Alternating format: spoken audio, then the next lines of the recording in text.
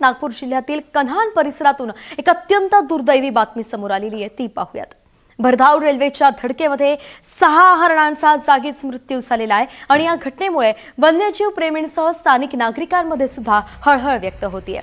पहाटे 4 ते 5 वाजण्याच्या सुमारास ही घटना घडली आहे। कन्हान नगर परिषद हद्दीतील कन्हान रेल्वे स्थानकाजवळील तुकाराम नगर परिसरात ही घटना घडलेली आहे। रेल्वे रुळ ओलांडत असतानाच हरणांचा कळप भरधाव रेल्वे गाडीच्या धडकेत सापडला आणि या अपघातात 6 हरणांचा घटनास्थळीच मृत्यू झालेला आहे। घटनेची माहिती मिळताच संबंधित यंत्रणा घटनास्थळी दाखल झाली आणि या घटनेमुळे परिसरात वन्यजीवांची चिंता आता व्यक्त केली जाते।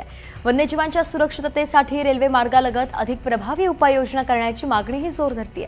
या घटनेबाबत संबंधित विभागाकडून पुढचा तपास देखील सुरू झालेला आहे। प्रवीण मुधोळकर आपले प्रतिनिधी आपल्यासोबत जोडले गेले आहेत। तर प्रवीण, सविस्तर सांगाल की आता कशा पद्धतीने पुढचा तपास सुरू आहे? नागपूर जिल्ह्यातल्या कन्हान जवळ ही घटना घडली। पहाटे 3 ते 4 दरम्यान एक सुपरफास्ट एक्सप्रेस जेव्हा जात होती तेव्हा हरणांचा कळप हा रूळ ओलांडत होता।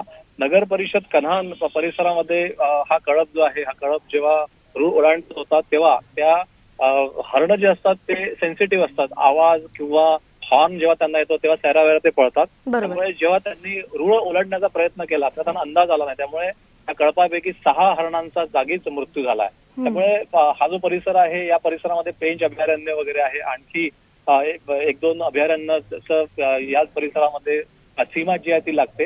त्यामुळे वाघांचा सुद्धा 1-2दा अशाच पद्धतीने रेल्वेच्या धडकेत मृत्यू झालाय। चितळ असेल, सांबर असेल। त्यामुळे या घटनेनंतर पुन्हा एकदा प्रश्न उपस्थित होतोय की वन्यजीवांच्या रक्षणासाठी रेल्वे लाईन ज्या जातात अशा ठिकाणून त्या ठिकाणी उपाययोजना करणं आवश्यक आहे। त्यामुळे या हरणांच्या मृत्यूनंतर हळहळ व्यक्त केली जाते। अर्थातच प्रवीण, धन्यवाद, सविस्तर माहिती आपण दिलीत।